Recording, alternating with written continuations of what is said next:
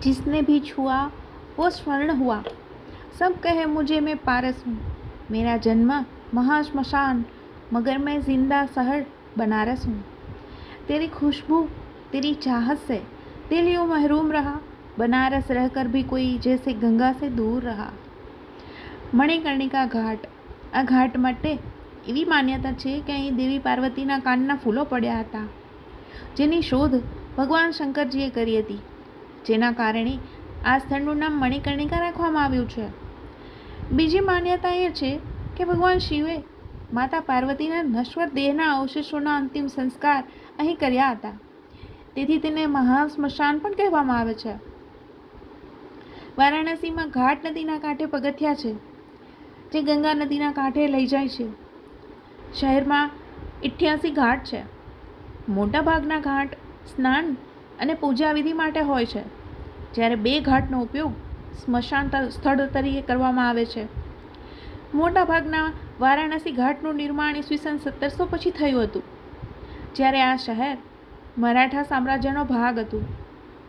ઘાટના સમર્થકો મરાઠા શિંદે, હોલકર, ભોંસલે અને પેશવા મતલબ કે પેશવ કહેવામાં આવે છે. ઘણા ઘાટ દંતકથાઓ અથવા પૌરાણિક કથાઓ સાથે સંકળાયેલા છે, જ્યારે ઘણા ઘાટ ખાનગી માલિકીના હોય છે. ઘાટ પર ગંગા નદીમાં સવારની હોડીની સવારી મતલબ કે નૌકા વિહાર પર્યટકોનું એક આકર્ષણ. બનારસની 3 વસ્તુઓ સમગ્ર વિશ્વમાં પ્રખ્યાત છે: કાશી વિશ્વનાથ મંદિર, બનારસી સાડીઓ અને મણિકર્ણિકા ઘાટ. ગંગાના કાંઠે આવેલ મણિકર્ણિકા ઘાટ એ ભારતનો એકમાત્ર એવો ઘાટ છે જ્યાં દિવસ અથવા રાતના 24 કલાક મૃતદેહોનો અંતિમ સંસ્કાર કરવામાં આવે છે. હિન્દુ રિવાજો મુજબ અંતિમ સંસ્કાર દિવસ દરમિયાન જ કરવામાં આવે છે. આ કિસ્સામાં મણિકર્ણિકા ઘાટ અલગ છે, કારણ કે અહીં માત્ર દિવસમાં જ નહીં, રાત્રે પણ મૃતદેહો સળગાવવામાં આવે છે. ફક્ત બનારસ અને નજીકના વિસ્તારો જ નહીં, પણ દૂર દૂરના લોકો આ ઘાટ પર તેમના પ્રિયજનોને અંતિમ વિદાય આપવા માટે આવે છે. એટલું જ નહીં, વિદેશી ભારતીયો પણ અંતિમ ક્રિયા માટે આ ઘાટ પર પહોંચે છે. મસાણ મૂવી તમે જોઈ છે? ખૂબ સરસ, ડીપ અને તથ્યસભર રીતે બનાવવામાં આવી છે, જેમાં ત્યાંની આબેહૂબ રોજિંદી પ્રક્રિયાઓને દર્શાવવામાં આવી છે. હિન્દુ દંતકથાઓ પ્રમાણે ટાંકીએ તો ત્યાંના પંડિત ત્રિભુવનનાથ પાંડે કહે છે, મણિકર્ણિકા ઘાટને મહાશ્મશાન કહેવામાં આવે છે, કારણ કે ભગવાન શંકરની પત્ની પાર્વતીનો મણિરત્ન અહીં પડ્યો હતો. અહીં અગ્નિ સંસ્કાર સીધા વ્યક્તિને મોક્ષ આપે છે, તેથી જ અહીં 24 કલાક મૃતદેહોને અગ્નિદાહ આપવામાં આવે છે.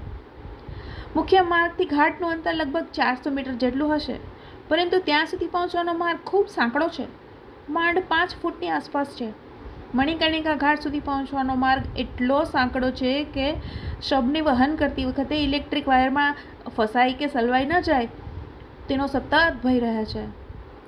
જે રીતે દિલ્હીના નિગમ બોર્ડ ઘાટ ખાતે સ્મશાન માટેના પ્લેટફોર્મ બનાવવામાં આવ્યા છે અને તેની વ્યવસ્થા ગોઠવવામાં આવી છે, પરંતુ મણિકર્ણિકા ઘાટ પર આપાધાપીમાં બધું થાય છે. ખુલ્લા આકાશની નીચે મૃતદેહ સડકતા રહે છે. અહીં મૃતદેહોને પણ તેમના વારાની રાહ જોવી પડે છે. દિવસમાં આશરે 250-300 જેટલા મૃતદેહો આવે છે અને સડકતા શબ કરતાં વધારે લાશોને હરોળમાં પોતાના વારા માટે રાહ જોવી પડે છે. મણિકર્ણિકા ઘાટની આજુબાજુ લાકડા ભરેલી દુકાનોના માલિકોનું શાસન ચાલે છે. મન પડે તેટલી ઊંચી કિંમતે લાકડાનું વેચાણ કરે છે. અહીં ક્રિયા માટે આવનારા લોકોની મજબૂરી છે કે અહીંથી લાકડા ખરીદવા સિવાય તેમની પાસે બીજો કોઈ વિકલ્પ નથી. અગ્નિ સંસ્કાર કરવામાં આવે તે સ્થળે બાજુમાં લાશો પરથી ઉતરેલા કપડાઓનો ઢગલો પડ્યો રહે છે. અમે જ્યારે પ્રવાસે ગયા ત્યારે મારી પહેલી પ્રાથમિકતા એ હતી કે આ ઘાટ અને ત્યાં થતી રોજિંદી ક્રિયાઓને નજર સમક્ષ નિહાળી તેનાથી રૂબરૂ થાઉં.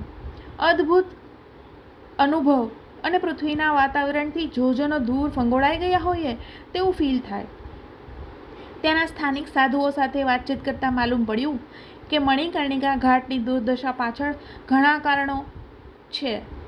પહેલાં આ ઘાટ સિંધિયા ઘાટ સુધી થતો હતો, પરંતુ હવે તેમાં થોડી ઘણી હદે ઘટાડો કરવામાં આવ્યો છે. ત્યાં લાકડાનું વેચાણ કરનારાઓનું ગેરકાયદેસર અતિક્રમણ રહે છે. વહીવટી તંત્રની ઉદાસીનતાને કારણે અરાજકતા પણ જોવા મળી રહી છે. મૃતદેહોને આગ ચાંપવાનું કાર્ય ડોમ રાજા તરીકે ઓળખાતા લોકો જ કરે છે. તેમનું કામ સ્મશાન કર વસૂલવાનું છે. ડોમ વગર કોઈ લાશને આગ આપી શકાતી નથી. મૃતદેહોને અગ્નિ આપતા પહેલાં તેમની ગંગામાં સ્નાન કરાવવાની પરંપરા છે. મણિકર્ણિકા ઘાટ પર તેમની અર્થી સાથે મૃતદેહો ગંગામાં ડુબાડવામાં આવે છે. ત્યારબાદ તેઓને પ્રતીક્ષાદીમાં મૂકવામાં આવે છે. મણિકર્ણિકા ઘાટ પર ગંગાનું પાણી એકદમ કાળું છે. લાશ સળગાવ્યા બાદ નદીમાં રાખવામાં આવે છે, પછી તેમાં પધરાવી દેવામાં આવે છે. ત્યાં અમુક લોકો એમને એવા જોવા મળે છે જે લોઢાના સળિયા વડે પાણીમાં વમળો ઉત્પન્ન કરતા રહે છે અને તેમાંથી રાખ કાઢી અને ચાળી અને એમાં જે સોનું નીકળે છે તે શોધી લે છે. મેં આ બધું જોયું અને અમુક પ્રશ્નો ત્યાંના લોકોને પૂછ્યા. નજીકમાં ઉભેલ એક વ્યક્તિએ કહ્યું કે જે મહિલાઓના દાગીના અંતિમ સંસ્કાર પહેલાં કાઢવામાં નથી આવતા તે રાખમાં ભસ્મ થઈ જાય છે અને જ્યારે તે રાખ નદીમાં વહે છે ત્યારે આ લોકો રાખ અને કોલસામાંથી સોના ચાંદી કાઢી લે છે. દિવસ દરમિયાન જે રીતે કોલસા નદીમાં વહાવી દેવામાં આવે છે તે તેમાં ભરાઈ જાય છે, જેના કારણે નદી ખરાબ અને પ્રદૂષિત થઈ જાય છે. અહીંયા કોલસાના પણ કરાર કરવામાં આવે છે, જેનાથી લોકો તેમના ફાયદા માટે સોના ચાંદી કાઢતા રહે. ઘણી વખત એવું બને છે કે જ્યારે કોઈ ગરીબ વ્યક્તિનો મૃતદેહ આવે છે ત્યારે તેને સળગતી ચિત્તામાં જ ગોઠવી દેવામાં આવે છે અને પછી આ અડધા બળેલા મૃતદેહને ગંગામાં ફેંકી દેવામાં આવે છે. કેટલી કરુણતા! પરંતુ આટલી અંધાધૂંધી હોવા છતાં આ મણિકર્ણિકા ઘાટ સાથે ઘણી દંતકથાઓ છે. માટે લોકો ફક્ત બનારસથી જ નહીં પણ બહારથી પણ અહીંયા આવે છે અને આ ઘાટ પર જ અંતિમ સંસ્કાર કરવા માગે છે, જેથી મૃતાત્માને મોક્ષની પ્રાપ્તિ થાય. મણિકર્ણિકા ઘાટ પર એક દિવસ પણ એવો નથી જતો જ્યારે 200-300થી ઓછા મૃતદેહોનો અહીં અંતિમ સંસ્કાર કરવામાં આવ્યો હોય. મોટા પ્રમાણમાં પ્રવાસીઓ પણ ખુલ્લામાં ચિતા સળગવાની આ પ્રવૃત્તિ જોવા માટે આવે છે, કારણ કે તે અજોડ અને આકર્ષક છે. જ્યારે રામ નામ સત્ય હે કહીને શ્વેત કપડાથી લપેટાયેલા શરીરને લાવવામાં આવે છે ત્યારે અંતિમ સંસ્કારની પ્રક્રિયા શરૂ થાય છે. પછી સ્મશાનમાં વપરાતા લાકડાની કિંમત, તેના વજન અને પ્રકારના આધારે નક્કી કરવામાં આવે છે. આ ઘાટ પર ઉપલબ્ધ ઘણા પ્રકારના લાકડામાંથી સૌથી વધુ મોંઘું ચંદનનું લાકડું છે.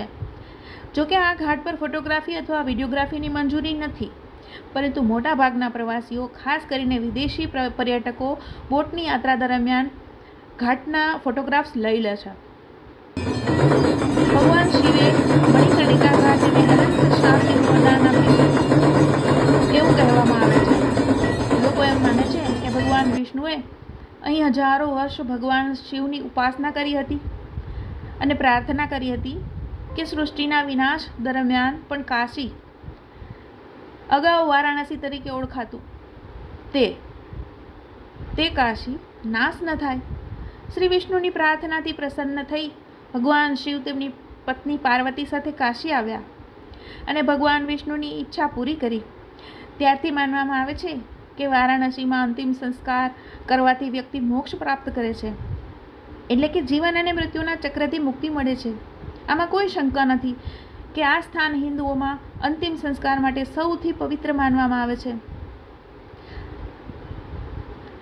આ સ્થળનું નામ કેવી રીતે મહાસ્મશાન રાખવામાં આવ્યું હતું તે સંબંધિત ઘણી કિંવદંતી તથા વાર્તાઓ પ્રચલિત છે. કેટલાક લોકો એવું કહે છે કે ભગવાન વિષ્ણુએ ભગવાન શિવ અને પાર્વતીના સ્નાન માટે અહીં કૂવો ખોદ્યો હતો, જેને હવે લોકો મણિકર્ણિકા કુંડ તરીકે પણ ઓળખે છે. જ્યારે શિવ આ કૂવામાં સ્નાન કરી રહ્યા હતા ત્યારે તેમનું એક કુંડળ કૂવામાં પડી ગયું હતું. ત્યારથી આ સ્થાન મણિકર્ણિકા, મણિ એટલે કે કુંડળ અને કર્ણમ એટલે કે કાન, ઘાટ તરીકે જાણીતું છે, એટલે કે મણિકર્ણિકા ઘાટ. મણિકર્ણિકા ઘાટ પર તમે દિવસના દરેક કલાકે અંતિમ સંસ્કારમાં બોલાતા મંત્રો સાંભળશો. શાશ્વત શાંતિ માટે અહીં મૃતદેહોના અંતિમ સંસ્કારને લીધે આ સ્થાન હંમેશા ધુવાણાથી ભરેલું રહે છે. આ જ કારણ છે કે મોટાભાગના આસ્થાવાનો આ ઘાટને સ્વર્ગનો દરવાજો માને છે. મારા અઢળક અને અટપટા સવાલોના જવાબમાં મારા નાની કહેતા કે પાપ તો ક્યારેય નષ્ટ થતું નથી. ગંગામાં જ્યારે ડૂબકી લગાવવા જઈએ ત્યારે પાપ ઝાડ પર ચડી જાય છે. જેવા 2-5 ડૂબકી લગાવીને કાંઠે પહોંચે એટલે તુરંત ઝાડ પરથી છલાંગ લગાવી પાપ આપણા ખભા પર ચડી બેસે છે ને અદ્ભુત વાત. મારા નાની ખૂબ સુંદર વાતો મને સમજાવીને કહેતા, બેટા, આ દુનિયામાં ઘણું ખરું એવું છે કે જે ફક્ત નાની જ સમજાવી શકે. નાની એમ પણ કહેતા કે કાશીમાં મહાકર્ણિકા ઘાટ પર હજારો વર્ષોથી ચિતાઓ બાળવામાં આવે છે, જે આજ સુધી નથી બુજાવવામાં આવી. એક માન્યતા પ્રમાણે અવધૂત રૂપમાં શિવ અહીં બિરાજે છે.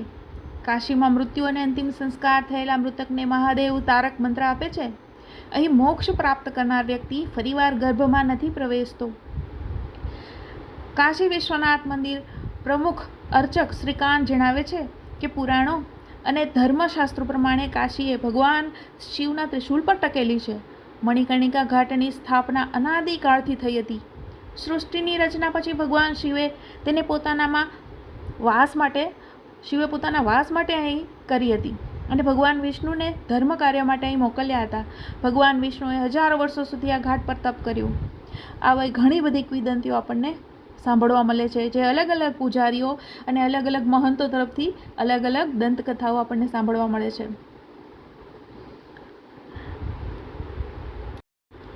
મણિકર્ણિકા મંદિર હિન્દુ ધર્મના શક્તિ સંપ્રદાય માટે એક મહત્વપૂર્ણ પૂજા સ્થળ છે. તે કાશી વિશ્વનાથ મંદિરની નજીક છે. દક્ષ યજ્ઞ અને સતીના આત્મદાહની પૌરાણિક કથા શક્તિપીઠોની ઉત્પત્તિ પાછળની પૌરાણિક કથા છે.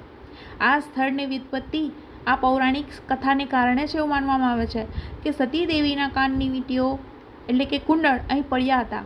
સંસ્કૃતમાં મણિકર્ણનો અર્થ કાનની વીંટીઓ એવું થાય છે. શક્તિપીઠો એવા મંદિરો છે જ્યાં શક્તિની હાજરી હોવાનું માનવામાં આવે છે, કારણ કે શિવ જ્યારે સતી દેવીના શબને લઈને ફરતા હતા ત્યારે તેમના શરીરના ભાગો અહીં પડી ગયા હતા. સંસ્કૃતમાં 51 શક્તિપીઠો 51 અક્ષરો અથવા અક્ષરો સાથે જોડાયેલા છે. દરેક મંદિરમાં શક્તિ માટે મંદિરો છે.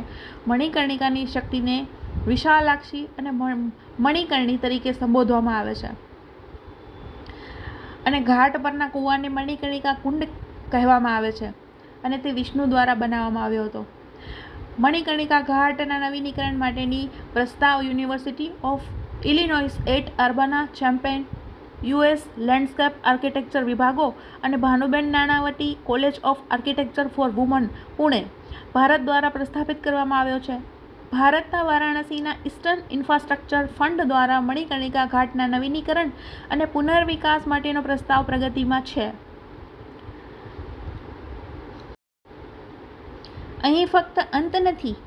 આ ઘાટ આશા, પરિવર્તન અને ઉચ્ચ હેતુમાં વિશ્વાસનું પણ પ્રતિનિધિત્વ કરે છે. ઘાટ પરથી અવિરત વહેતી ગંગાનું દ્રશ્ય સાતત્યનું રૂપક છે. આત્માની યાત્રા અહીં સમાપ્ત થતી નથી, તે નદીની જેમ આગળ વહે છે. મણિકર્ણિકા ઘાટ વારાણસીના સાંસ્કૃતિક અને આધ્યાત્મિક મહત્વનો પુરાવો છે. જોકે વધતી જતી ભીડ અને પર્યાવરણીય ચિંતાઓને ધ્યાનમાં રાખી અને પરંપરા અને સંરક્ષણ વચ્ચે સંતુલન જાળવવાની તાત્કાલિક જરૂર છે.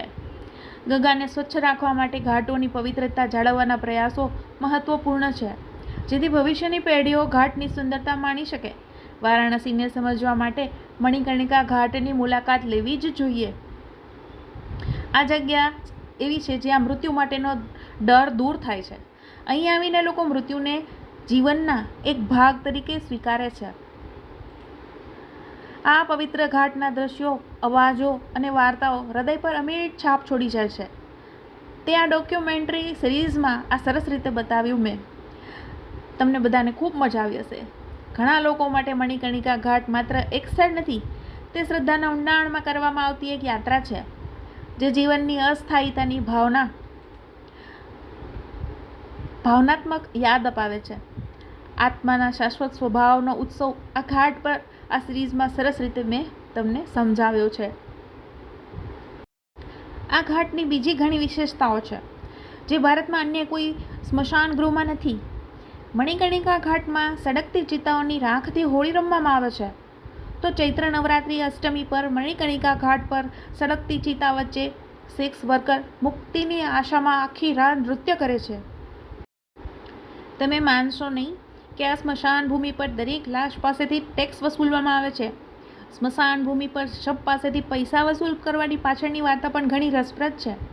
મણિકર્ણિકા ઘાટ પર અંતિમ સંસ્કારની કિંમત ચૂકવવાની પરંપરા લગભગ 3000 વર્ષ જૂની છે એવું માનવામાં આવે છે કે આ સ્મશાનની સંભાળ માટે ડોમ જ્ઞાતિના હવાલે જે લોકો છે એ ડોમ જ્ઞાતિ પાસે રોજગારનું બીજું કોઈ સાધન ન હોવાથી દાહ સંસ્કાર પ્રસંગે તેમને દાન આપવાની પરંપરા હતી, પરંતુ ડોમ જ્ઞાતિએ ક્યારેય અંતિમ સંસ્કાર માટે પોતાની રીતે મનસ્વી રીતે પૈસા ન લીધા, કેમ કે તેમને નાણાં કમાવાની ખોટી રીતો અપનાવી. ખરેખર ટેક્સ વસૂલવાનો તબક્કો રાજા હરિશ્ચંદ્રના યુગથી શરૂ થયો. હરિશ્ચંદ્રએ એક વચન માટે થઈને ડોમ પરિવારના પૂર્વજ કલ્લુ ડોમ તરીકે કામ કરવા માટે રાજપાટ પણ છોડી દીધા હતા. તે દરમિયાન તેમના પુત્રનું મોત નીપજ્યું અને તેમને કુલ્લુ ડોમ પાસે પુત્રના અંતિમ સંસ્કાર માટે પરવાનગી માંગવાની ફરજ પડી. દાન આપ્યા વિના અંતિમ સંસ્કારની મંજૂરી ન હોવાથી રાજા હરિશ્ચંદ્રને તેની પત્નીની સાડીનો ટુકડો કુલ્લુ ડોમને દક્ષિણામાં આપવો પડ્યો. બસ ત્યારથી જ સ્મશાનમાં ટેક્સ વસૂલવાની પરંપરા વધુ મજબૂત બની, જેનું બગડેલું સ્વરૂપ આજની પરંપરા મણિકર્ણિકા ઘાટ પર આજે પણ ચાલુ છે. ગંગા નદીના કિનારે જવા માટે નદી કિનારે આવેલા પગથિયા છે. શહેરમાં 84 ઘાટ છે. મોટા ભાગના ઘાટ સ્નાન અને પૂજા વિધિના ઘાટ છે, જ્યારે 2 ઘાટ મણિકર્ણિકા અને હરિશ્ચંદ્ર ફક્ત અગ્નિ સંસ્કાર સ્થળ તરીકે ઉપયોગમાં લેવામાં આવે છે. અહીં રત્નેશ્વર મહાદેવ મંદિર ભારતના ઉત્તર પ્રદેશના પવિત્ર શહેર વારાણસીમાં સૌથી વધુ ફોટોગ્રાફ કરાયેલા હિન્દુ મંદિરોમાંનું એક ગણવામાં આવે છે. આ મંદિર દેખીતી રીતે સાચી રીતે સચવાયેલું હોવા છતાં પાછળની બાજુ ઉત્તર પશ્ચિમ તરફ નોંધપાત્ર રીતે ઝૂકે છે અને ઉનાળા દરમિયાન થોડા મહિનાઓ સિવાય તેનું ગર્ભગૃહ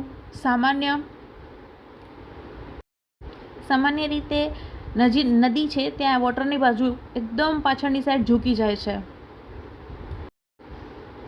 આ એક્સપિરિયન્સ એવો રહ્યો જે શબ્દોમાં વર્ણવી નથી શકાતું.